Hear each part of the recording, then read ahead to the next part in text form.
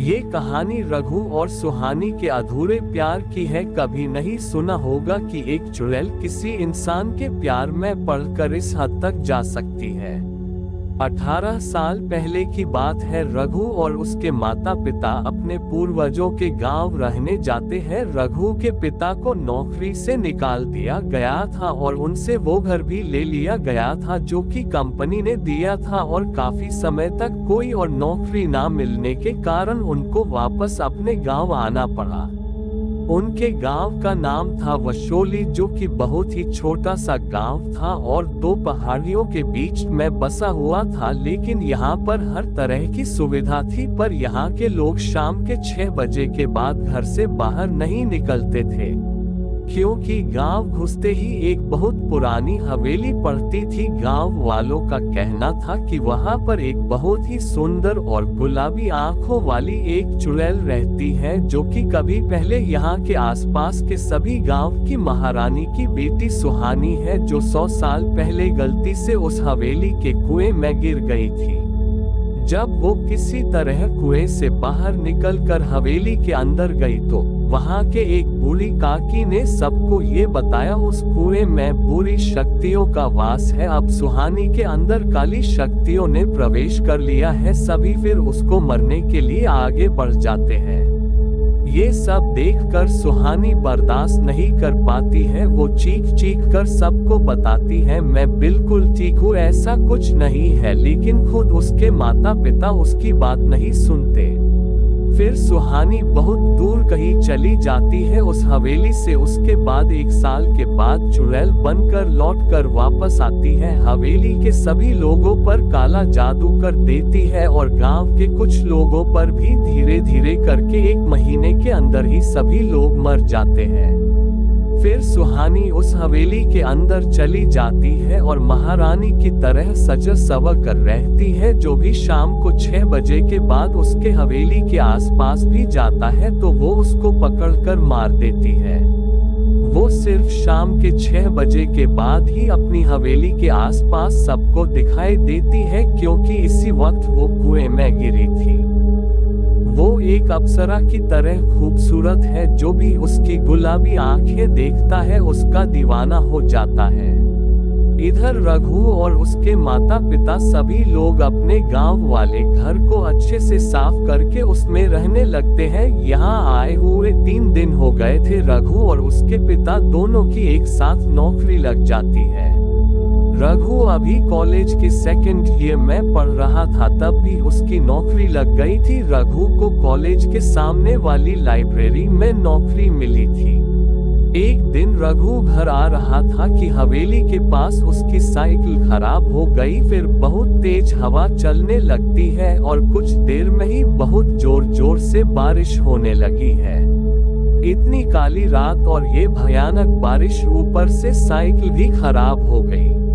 रघु पूरी तरह से भीग गया था और ठंड से कांपने लगा। फिर उसको सामने से हवेली में रोशनी आती दिखाई दी। रघु हवेली के बाहर अपनी खराब साइकिल को खड़ी करता है और फिर कोई है बोलकर हवेली के अंदर चला जाता है। हवेली में हर तरफ मोमबत्ती जल रही थी और सामने आग जल रही थी। हवेली को देखकर ऐसा लग ही नहीं रहा था कि ये बहुत पुरानी हवेली है और इसमें कोई भी इंसान नहीं रहता होगा। रघु जल्दी से जाकर अपने कपड़े और खुद को आग के सामने खड़ा होकर कपड़े सुखाने लगता है। जब कुछ हद तक उसके कपड़े सूख जाते हैं और उसका शरीर थोड़ा गर्म हो जाता है तो वो इधर उधर देखने लगता है। उसको ये नहीं मालूम था कि ये हवेली किसकी है और यहाँ चुड़ैल रहती है। उसकी नजर एक तस्वीर के ऊपर जाकर रुक जाती है। वो तस्वीर सुहानी की थी। 100 साल के बाद भी उसकी वो तस्वीर आज भी उतनी ही सुंदर लग रही थी। रघु उसकी तस्वीर के पास जाता है और उसकी तारीफ करने लगता है। क्या आंखें हैं तुम्हारी, अंधेरे में भी चमक रही है। कितनी खूबसूरत हो तुम, बिल्कुल अप्सरा की तरह। रघु को नहीं पता था कि उसे सुहानी देख रही है और उसकी तारीफें सुन रही है। रघु तो बिना कुछ सोचे समझे बस तारीफ करता ही चला जा रहा था। सुहानी चुपचाप सुन रही थी, क्योंकि पहली बार उसकी किसी ने इतने प्यार से तारीफ करी थी। नहीं तो सभी गांव वाले और उसके खुद के माँ बाप ने भी उसको बुरा भला ही कहा था। उसे बहुत ही अच्छा लग रहा था। फिर सुहानी उसके पास जाती है और उससे पूछती है, तुम कौन हो, यहाँ कैसे और क्यों आए, और क्या तुमको डर नहीं लगता? रघु, मेरा नाम रघु है और मैं अपने घर जा रहा था तो मेरी साइकिल खराब हो गई और बहुत तेज बारिश भी होने लगी थी, तो मैं किसी तरह आगे बढ़ ही रहा था। ये तेज हवाएं मुझे आगे बढ़ने नहीं दे रही थी और फिर मुझे ठंड भी लग रही थी, इसलिए आपके हवेली में रोशनी देखकर मदद के लिए आ गया। आप बोल रही थी डर नहीं लगता, डर क्यों लगेगा? सुहानी, तुम्हें गांव वालों ने नहीं बताया क्या इस हवेली में एक चुड़ैल रहती है?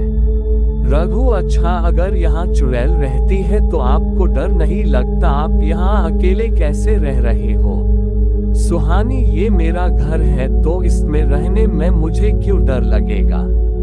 रघु, आपका नाम क्या है और आप यहाँ अकेले ही रहते हो क्या? अच्छा, और एक बात बोलूं, आप बहुत अच्छे हो, अपने मुझे यहाँ रुकने के लिए मना नहीं करा।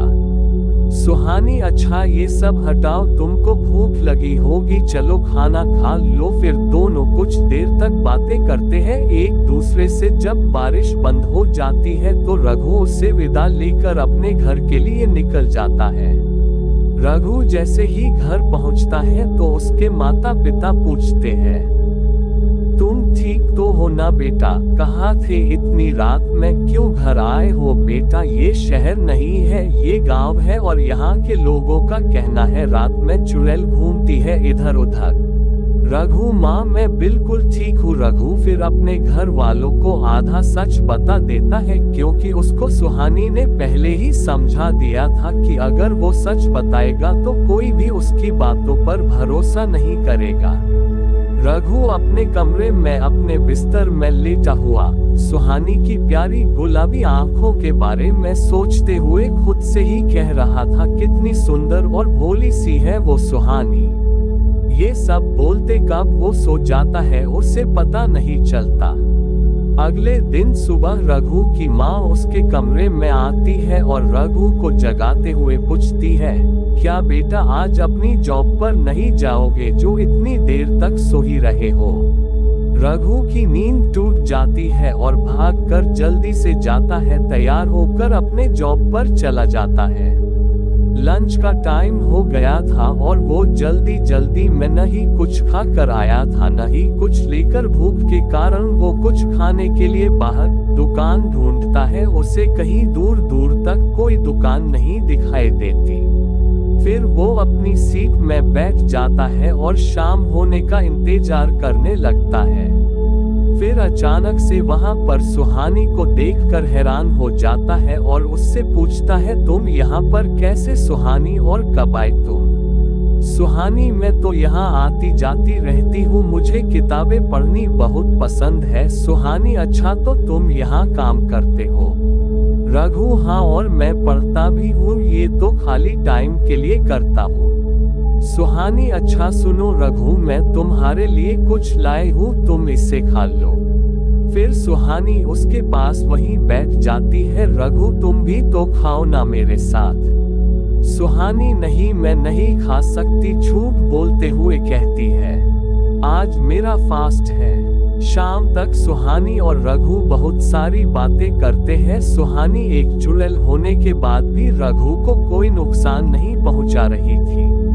शाम हो चुकी थी लेकिन दोनों को पता ही नहीं चलता कब शाम हो गई। फिर अचानक से वहां पर लाइब्रेरी का चपरासी आता है और रघु को कहता है, ओ साहब आज घर नहीं जाएंगे क्या?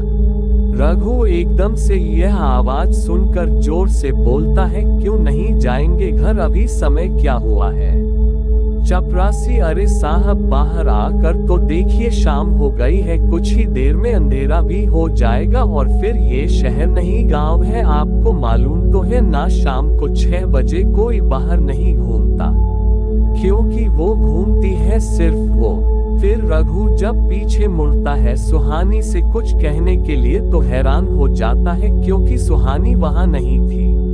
कुछ देर तक तो वो सोचता रहा आखिर सुहानी कहाँ चली गई बिना बताए और फिर किस रास्ते से गई होगी क्योंकि सामने ही तो मैं खड़ा हुआ हूँ। कुछ देर के बाद फिर बोला छोड़ो सामने से ही गई होगी बस मैंने ही ध्यान नहीं दिया होगा बोलकर वहां से बाहर निकल जाता है। उधर सुहानी अपनी हवेली में वापस लौटकर आती है तो अचानक से उसके हाथ और पैर के परत की चमड़ी झुलस कर गिरने लगती है।